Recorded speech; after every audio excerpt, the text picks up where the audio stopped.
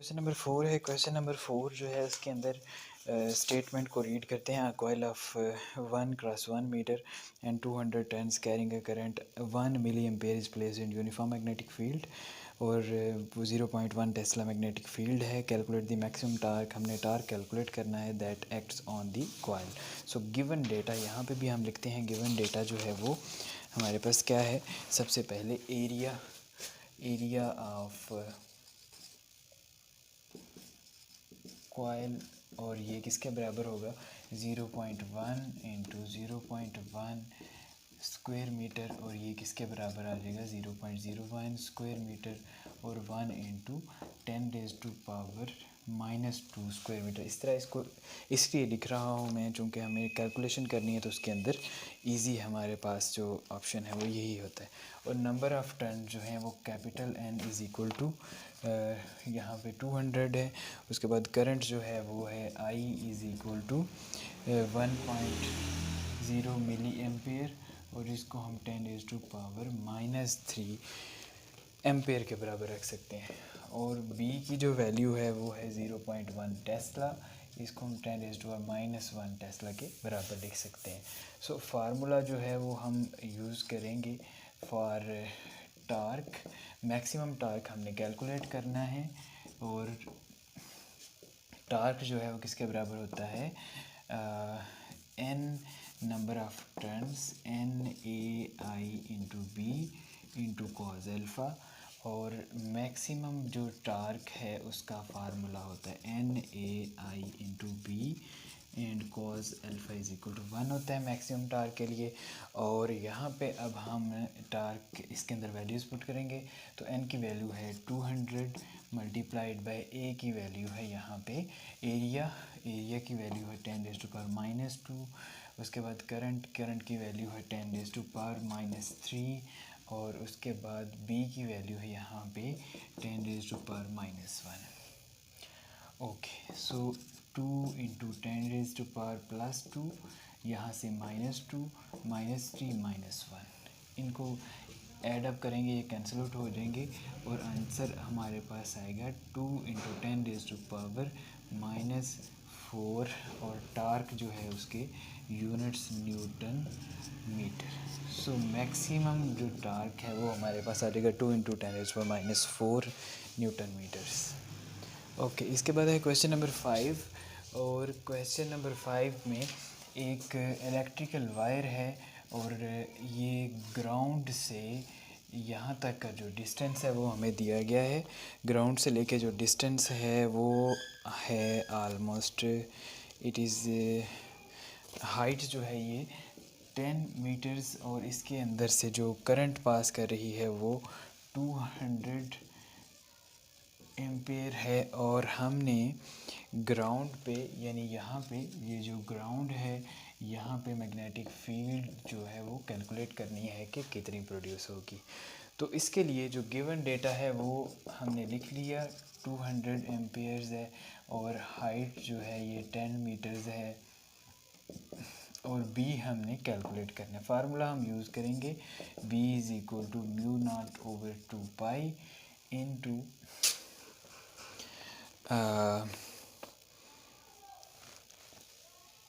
I over divided by r। तो इस formula के मुताबिक हम मैग्नेटिक फील्ड कैलकुलेट कर सकते हैं। म्यू जो है ये 4π इंटू 10⁻⁻7 के बराबर होता है और यहाँ पे करंट जो है ये 200 के बराबर है। r जो है ये h के बराबर होगा और ये 10 मीटर्स के बराबर हो गया। ठीक है जी, तो यहाँ पे μ0 जो है ये 4π इंटू 10⁻⁻7 के बराबर है। पाई के साथ कैंसिल आउट हो जाएगा, 2 बचेगा यहाँ पे और 2 इंटू 2 4 आ जाएगा और 10⁻⁻7 यहाँ से +2 और ये -1 ऊपर जाके इस तरह से आ जाएगा। तो यहाँ पे यूनिट आ जाएंगे तो ये आ जाएगा 4 इंटू 10⁻⁻, ये हो जाएगा -9 +2 तो -7 Tesla. So this will be the answer.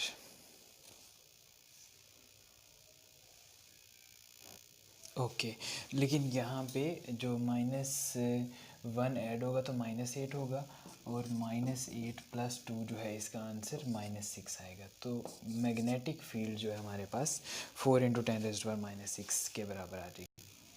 Okay, इसके बाद क्वेश्चन नंबर 6 है, you are asked to design a solenoid that will give a magnetic field of 0.10 tesla yet the current must not exceed 10 ampere, number of turns per unit length, find the number of turns per unit length of the solenoid. तो हमने number of turns per unit length find out करने हैं। Question is very easy और हमारे पास जो given data है इसके अंदर मैग्नेटिक फील्ड आएगी। सबसे पहले मैग्नेटिक फील्ड जो है वो है 0.10 टेस्ला और उसके बाद करंट है, करंट की वैल्यू जो है वो 10 एम्पियर के बराबर है। और हमने क्या फाइंड आउट करना है, नंबर ऑफ टर्न्स, और नंबर ऑफ टर्न्स जो है number of turns per unit length हमने फाइंड आउट करने हैं। तो ये स्मॉल n के बराबर होगा। फार्मूला हम क्या यूज़ करेंगे इसके लिए, जो मैग्नेटिक फील्ड का फार्मूला है, for a solenoid inside a magnetic field is equal to mu naught times I into n। n is the number of turns। ये हमने कैलकुलेट करनी है। n को हम एक तरफ लिखते हैं तो b divided by mu naught into I के बराबर आ जाएगा। b की वैल्यू यहाँ पे है 0.10 divided by 4 pi into 10⁻⁻7 mu naught आ जाएगा। और I की वैल्यू यहाँ पे 10 के बराबर है। इसको सिंप्लीफाई करेंगे तो हमारे पास जो आंसर है वो, इसको थोड़ा सा सिंप्लीफाई करते हैं, 1/4 पाई। ये जो 10 है इसको हम लिख सकते हैं 10⁻⁻10 को -2, और ये ऊपर जाके 10⁻+7 हो जाएगा, ये ऊपर जाके 10⁻⁻1 हो जाएगा। ठीक है, तो डिवाइडेड बाय 1 बाकी बचेगा। इसको सॉल्व करेंगे तो ये हमारे पास आ जाएगा 0.0796, और ये सारा अगर ऐड अप करते हैं तो ये आ जाएगा 10⁻⁴। अब इसको मल्टीप्लाई करेंगे तो मल्टीप्लाई करने के बाद जो n है वो इक्वल टू आएगा 796.0। सो 796 जो है वो नंबर ऑफ़ टर्न्स होने चाहिए, तो फिर ये जो रिक्वायर्ड मैग्नेटिक फील्ड है इतनी करंट के साथ प्रोड्यूस होगी। ओके, इसके बाद क्वेश्चन नंबर 7 है। Question number 7, what current should pass through a solenoid of 0.5 meter long and 10,000 tons copper wires that it will have a magnetic field 0.4 Tesla. अब हमने क्या फाइंड आउट करना है, सोलेनोइड की लेंथ हमें गिवन है, current हमने फाइंड आउट करनी है। सो इसके लिए जो गिवन डेटा है इसके अंदर हमारे पास करंट मौजूद है और करंट हमने फाइंड आउट करनी है। और हमारे पास जो वैल्यूज़ हैं उसके अंदर सबसे पहले 0.5 metres is the length of the solenoid, और नंबर ऑफ़ टर्न्स जो हैं वो नंबर ऑफ़ टर्न्स 10,000 हैं। उसके बाद b की जो वैल्यू है 0.4 टेस्ला है, और हमने करंट फाइंड आउट करनी है कि इसमें से कितनी पास आउट करेगी।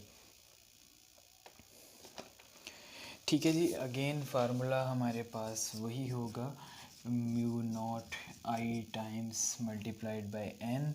Hair n is number of turns per unit length, और इसको पुट करेंगे यहाँ पे number of turns per unit length i into mu naught is equal to b। Current को अलहदा कर लेते हैं, बाकी सारी क्वांटिटीज़ जो हैं उनको अलहदा कर लेंगे, डिवाइडेड बाय n और डिवाइडेड बाय म्यू नॉट। अब यहाँ पे हम वैल्यूज़ पुट करेंगे तो b की वैल्यू यहाँ पे 0.4 है, 0.4 आ जाएगी। लेंथ 0.5 है, 0.5 आ जाएगी।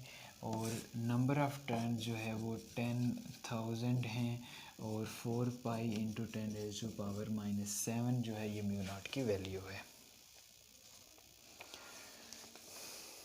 ओके जी, सो इसको सिंप्लीफाई हम करेंगे जब, तो हमारे पास जो आंसर आएगा वो होगा 1.5 इंटू, इसको सिंप्लीफाई करेंगे किस तरह से, हम 0. इसको पॉइंट्स ख़त्म करेंगे, 10 की पावर में कन्वर्ट करेंगे, और उसके बाद हम क्या करेंगे, इसको कैलकुलेटर की मदद से सॉल्व आउट करेंगे तो 1.5 इंटू 10 आ जाएगा, तो ये आ जाएगा 15 एम्पियर के बराबर। तो करंट जो है वो 15 एम्पियर के बराबर आ जाएगी। ओके इसके बाद क्वेश्चन नंबर 8 है। क्वेश्चन नंबर 8 की स्टेटमेंट देखते हैं। क्वेश्चन नंबर 8 है गैल्वानोमीटर के about galvanometer having an internal resistance of R G this will give full deflection on Ig is equal to 20 milliamperes. It is to be converted into ammeter of range 10 ampere. What will be the shunt resistance? So हमने यहाँ पे shunt resistance basically calculate करनी है galvanometer को convert करने के लिए ammeter के अंदर। तो गैल्वानोमीटर क्वेश्चन नंबर 8 में हमारे पास जो गिवन डेटा है वो गैल्वानोमीटर की रेजिस्टेंस है जो कि 15 ओहम के बराबर है। इसी तरह से आई जी गिवन है यहाँ पे 20 मिली एम्पेयर और ये 20 इंटू 10⁻³ एम्पेयर के बराबर होगा। इसी तरह से रेंज जो है वो हमारी range of ammeter should be equal to 10 ampere और हमने शंट रेजिस्टेंस जो है वो कैलकुलेट करनी है। फार्मूला हमारे पास जो है वो कुछ इस तरह से होगा I minus I G into R S is equal to I G into R G. यहाँ से हमने आर एस कैलकुलेट करना है तो R S will be equal to I G into R G divided by I minus I G और यहाँ पे values put करेंगे आई जी की 20 इंटू 10⁻³ 20 इंटू 10⁻³ आर जी जो है आर जी गिवन है हमारे पास 15 के बराबर divided by I minus I जी। तो आई माइनस आई जी क्या होगा, आई जो है वो बेसिकली 10 के बराबर है, ये जो रेंज है ठीक है, और माइनस आई जी जो है ये 20 इंटू 10⁻³ इसको सिंप्लीफाई करेंगे तो हमारा जो आंसर है वो आएगा 0.030 ohms. This will the value of shunt resistance.